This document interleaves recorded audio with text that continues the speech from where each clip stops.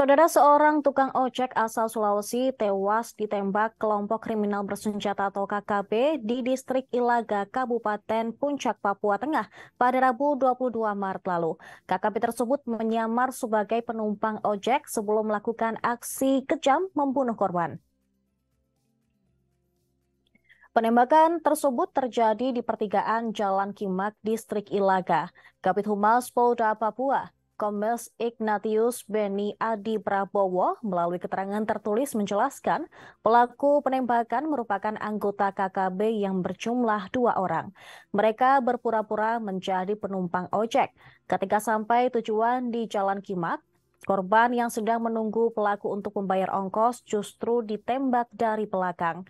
KKB tersebut diduga menembak korban menggunakan senjata api laras pendek berwarna hitam. Korban atas nama Irwan berusia 25 tahun, merupakan warga Kabupaten Pangkajene dan Kepulauan Sulawesi Selatan. Setelah melakukan aksi penembakan, pelaku langsung melarikan diri. Korban sempat dievakuasi oleh anggota Satgas TNI Polri ke Puskesmas Ilaga, namun nyawanya tidak berhasil diselamatkan. Jenazah Irwan diterbangkan ke kampung halamannya di Desa Laikang, Kecamatan Marang, Kabupaten Pangkaje, dan Kepulauan Sulawesi Selatan menggunakan pesawat pada hari Kamis 23 Maret kemarin. Setelah kejadian penembakan tersebut, aparat gabungan TNI Polri memburu KKB. Aparat gabungan melakukan pengejaran hingga ke arah jembatan dekat PT Unggul.